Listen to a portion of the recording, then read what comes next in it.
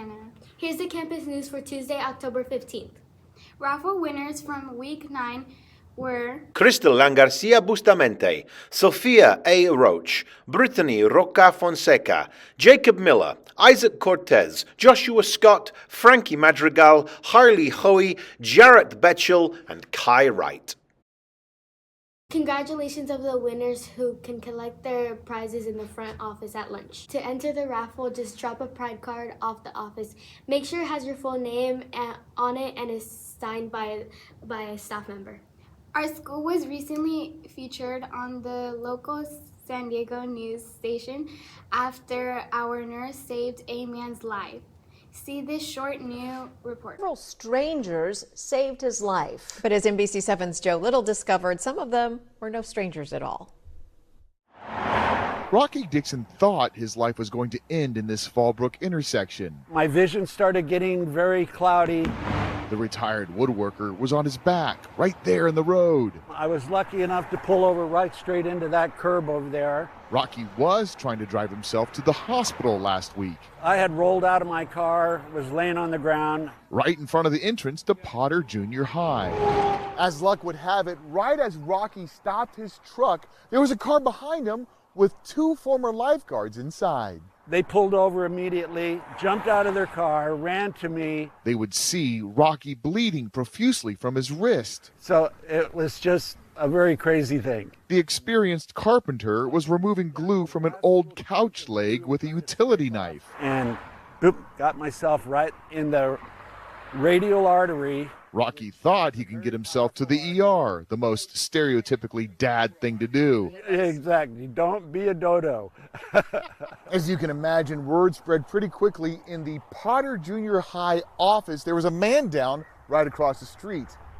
And that's when the school nurse came over. Assistant Principal Maggie Taylor got school nurse Nunzia Lopez on the horn. She came running. I haven't seen anyone run that fast to a scene, and she was right there. She asked around for a belt so she could provide tourniquet support. She put it around my arm, stopped the bleeding, saved my life. I was literally minutes from going away. Nurse Nunzia was with him. You're doing good. Your bleeding stopped. Until angels from Rocky's past took over. It was like, weren't you my freshman football coach? I had coached one of them as in high school football, freshman football. Then in the ER. The head nurse looks down at me on my gurney and says, Rocky, you made our front door. I think it's just a really perfect example of living in a small town. My relationship with the Lord has really grown incredibly. Hi, Rocky. Happy birthday. Oh, thank you. Rocky turned 73 Wednesday, barely a week after his accident, which his wife will not soon forget. I have been scolded. Scolded, but blessed by people he knew and some he didn't in Fallbrook. It's just an amazing town. Joe Little, NBC7. So Rocky found and thanked everybody who helped him. The 2 former lifeguards weren't even supposed to be there that day. Their flights had been canceled the day before. And we couldn't speak with nurse Nunzia Lopez today. She is in Kentucky at her son's graduation from the fire academy. The Cat Lovers Club spent time last week making cool art projects. Here's a look at what they made. No! Don't touch me! Student-led conferences are this week. Today we will be on a minimum day schedule in which you attend all of your classes. On Thursday and Friday, we will be on a different minimum day schedule and you will only go to some periods. Please make sure that you are aware of time changes to avoid any tardies. The book fair will be open today too. It will be open before school at lunchtime and after school today and Thursday. Supporting the book fair helps us to purchase new books for the library. So show your Potter pride and support our school book fair next week. Now here's an update from the Potter Post. See how I walk by this poster without ripping it down? Very cutesy, very demure. Very mindful. See how we don't write on other people's posters? Very mindful, very cutesy, very demure. Here's another example of not being very cutesy, mindful, and demure. The moral of the story is don't be a baby and write on other people's posters. Thanks for watching. Potter Post out. Unity Day is coming up, and we want to cover the campus in orange to show our support. Here's some more info. Wednesday, October the 16th is National Unity Day.